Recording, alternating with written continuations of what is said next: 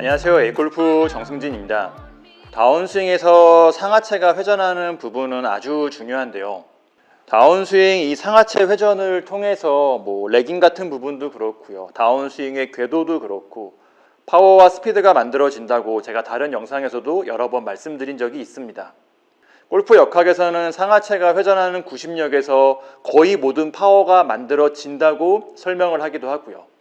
특히 골프 스윙에서 상하체 회전은 정말 아주 굉장히 중요한 부분입니다.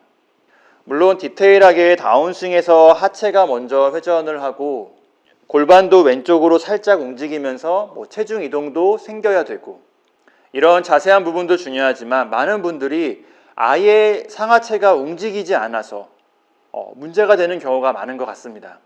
다운스윙에서 우선 상하체가 어느 정도 회전을 할 때, 어느 정도 움직일 때 그 다음에 디테일한 부분들이 연습이 가능은 한 거죠.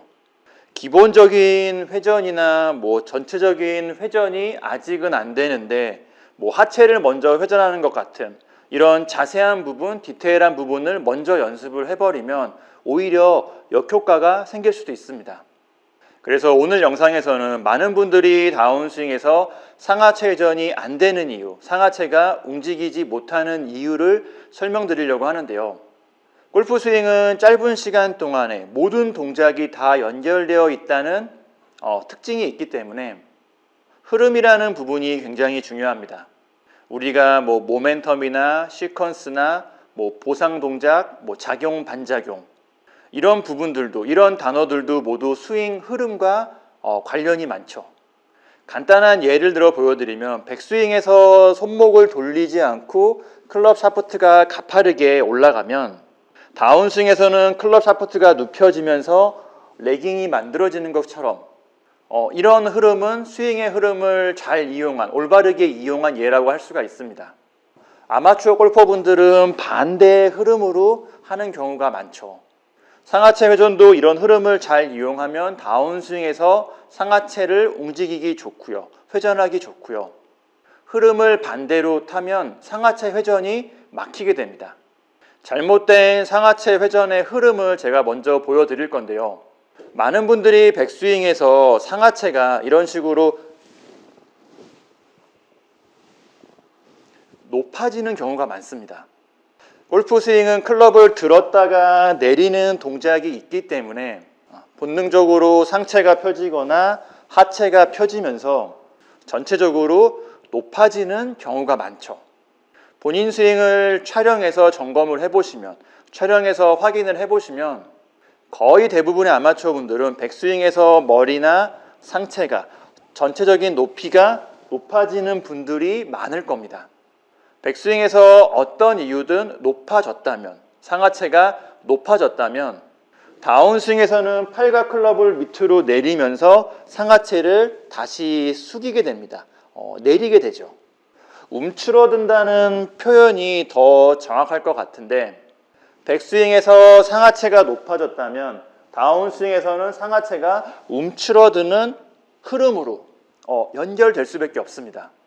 본능적으로 어쩔 수 없이 이런 흐름으로 연결될 수밖에 없는데 그냥 보기에도 상하체 회전이 어려운, 상하체 회전이 되기 어려운 흐름이 만들어집니다. 움츠러드는 흐름에서는 시원한 회전, 다른 동작이나 다른 움직임도 연결되기가 어렵습니다. 회전을 잘하기 위해서는, 다운스윙에서 상하체 회전을 잘하기 위해서는, 연결시키기 위해서는 제가 방금 보여드린 흐름과는 반대로 반대의 흐름을 연습하는 것이 좋습니다.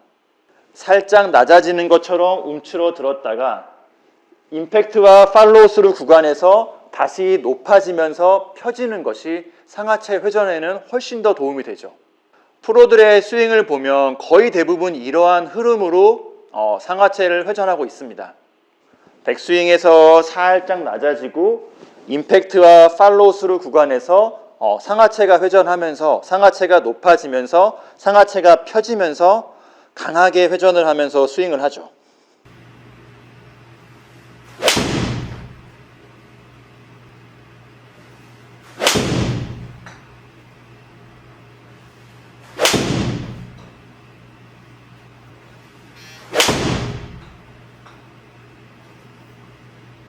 물론 프로들은 백스윙에서 골반과 하체가 최대한 버티면서 최소한으로 회전을 하면서 그 다음에 상체가 회전하기 때문에 상체가 굉장히 꼬이면서 실제로는 약간 낮아지기도 하지만 우리는 그냥 높아지지만 않아도 충분합니다.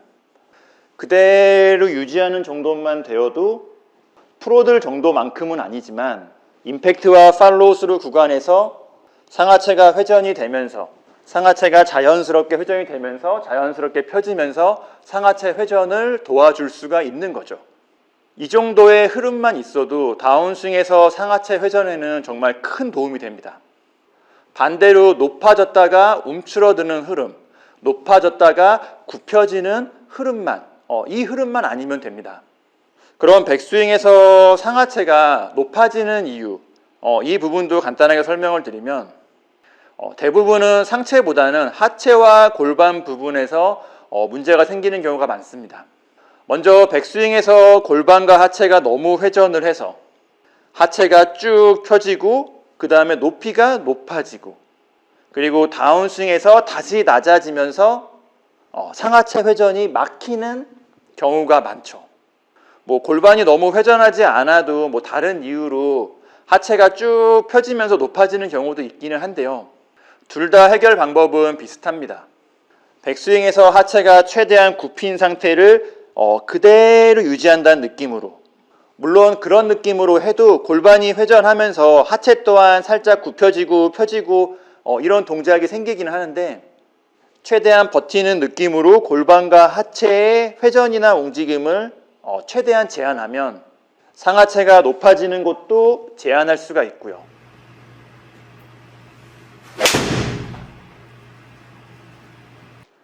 다운스윙에서의 상하체 회전을 도와줄 수가 있습니다. 그리고 백스윙의 시작 구간에서 골반이 오른쪽으로 밀리면서 하체가 펴지고 전체적으로 높아지는 경우도 있는데 이 같은 케이스도 보통은 백스윙의 시작 부분부터 골반과 하체가 너무 빨리, 너무 과도하게, 너무 많이 움직이고 회전하는 것이 원인인 경우가 많습니다. 대략 허리 높이까지는, 내 양손과 클럽이 허리 높이까지는, 여기까지는 골반과 하체가 최대한 버티면서 최대한 움직이지 않으면서 백스윙이 시작이 돼야 하는데 백스윙의 시작부터 골반과 하체가 너무 빨리, 너무 과도하게, 너무 급격하게, 너무 많이 움직이면 골반이 오른쪽으로 밀리거나 상하체가 쭉 펴지면서 높아졌다가 다시 내려오면서 상하체 회전이 제한되고 잘못된 다운스윙으로 연결되는 경우가 많습니다. 이렇게 백스윙에서는 높이를 최대한 유지하는 느낌, 실제로 약간 낮아져도 상관은 없는데 골반과 하체를 최대한 버티면서